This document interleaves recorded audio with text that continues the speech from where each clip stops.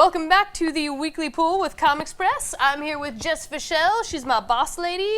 I'm Zoe. This is Zoe. Yeah, at Zuzu Cartoons. You know me.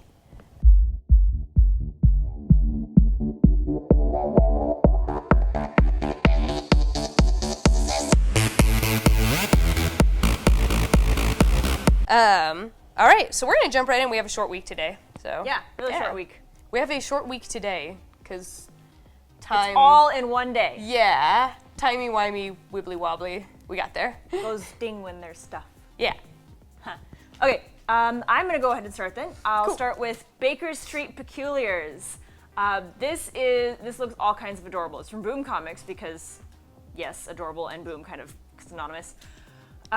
It is about the Sherlock world, so Sherlock fans, get ready. Hey. But the entire premise is, what if Sherlock was a hoax? All right, I'm on board. So the story is written as if Sherlock is fake, kind of like the conspiracy theories around Shakespeare and, Shakespeare, what if he's lots of different people. But Okay.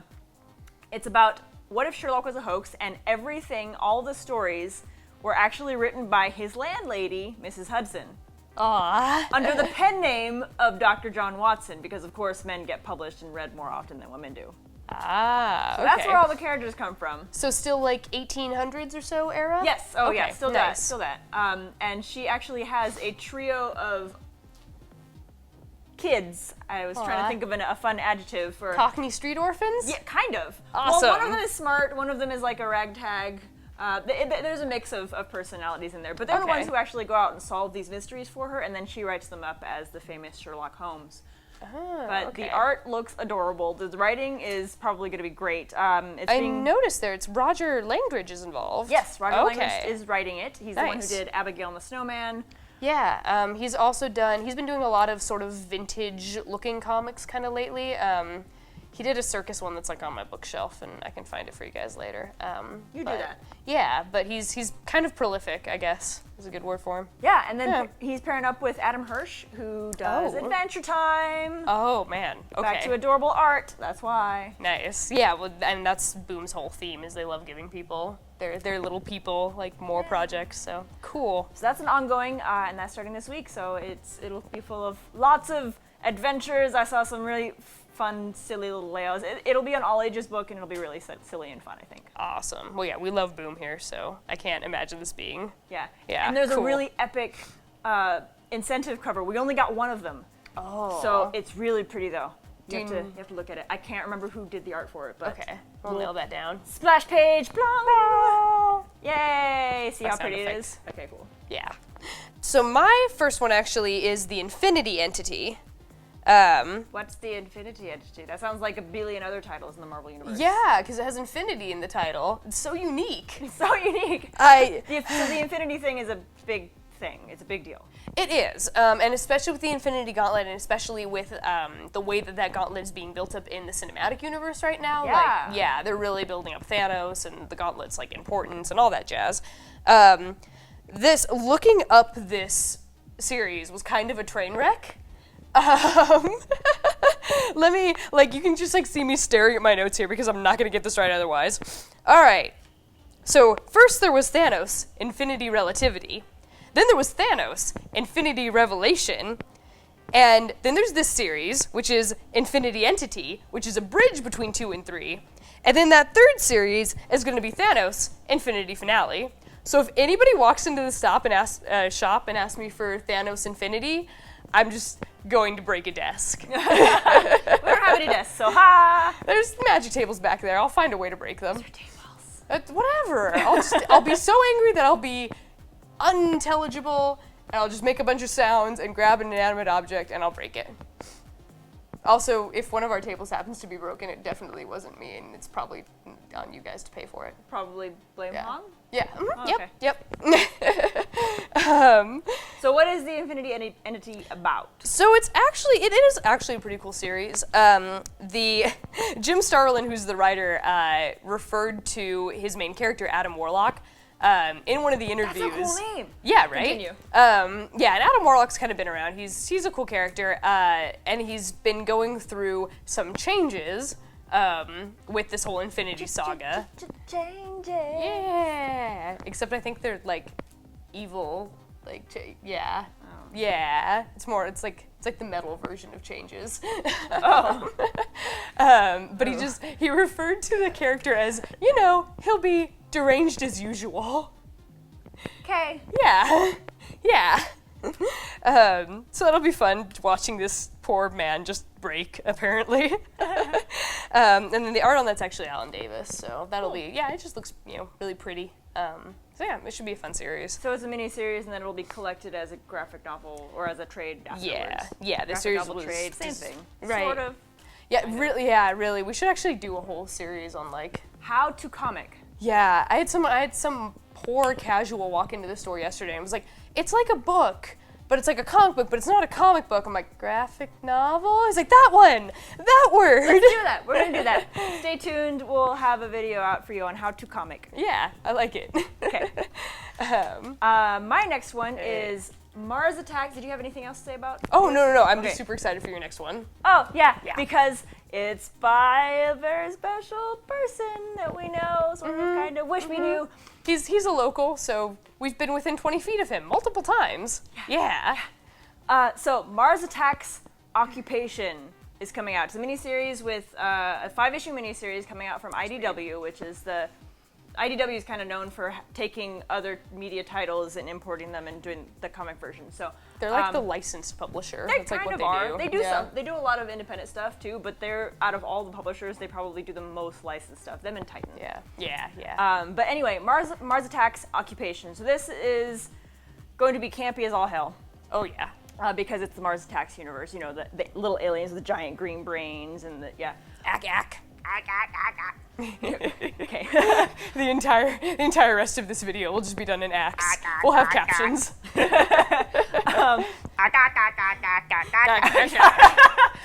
I'm not gonna do that to you guys, poor things. So Mars Attacks Occupation is Mars has come in, taken over, and now they're occupying Earth, and they are running everything, and humans are slaves, and humanoid number 42, you go to your space, you have to go report to your duty in 16.3 standard Earth minutes, and blah blah blah. Oh goodness. But this series will take all of that and boil it down to one character in particular. Her name is Ruby, and she is not taking this line down. Oh. So this will be Ruby versus Mars. Okay. So Easy I'm enough. excited about it. And the reason we got so excited about it at the beginning was because this is written by John Layman. Yeah.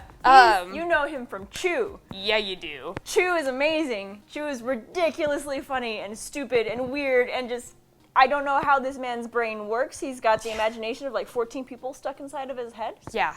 But you should read Chew. It's almost over, which makes me so sad. Well, God, and like the last couple issues, sir, I am not okay with this. This has been an amazing ride on Chew. Yes. And it's very campy. They do so many Quentin Tarantino like old like pulp kind of movies, like shout outs. Yeah, the artwork is like totally out there, really hyper colored. And around these last several issues, it started to get really real.